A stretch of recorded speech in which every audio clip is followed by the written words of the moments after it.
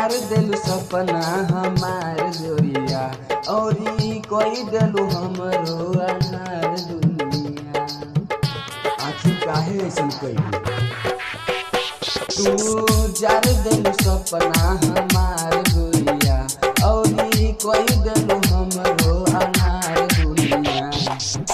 ठोक दिलू अखिया में कील हो जान के जब रहे ससुरवा त काहे लगवलू दिल हो।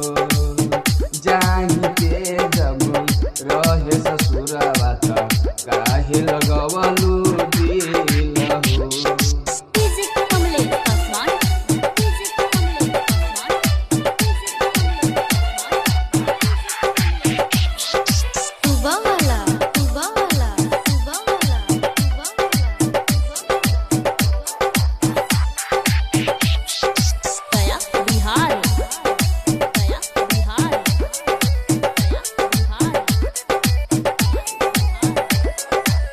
अखिया में हर घड़ी राखत रहनी दिलवा में तोरा हम झाँकत रहनी।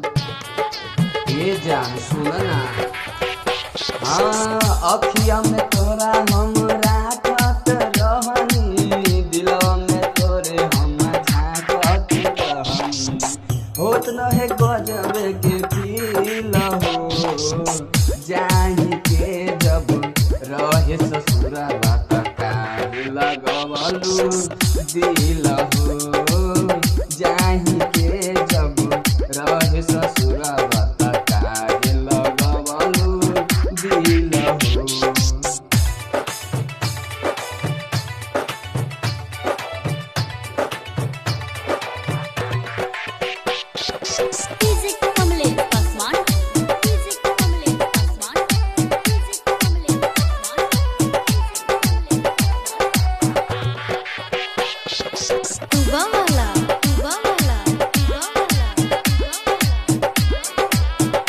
कृष्ण बेदर्दी के मार देलू जियते हमके भुला गइलू पिया रस पियते।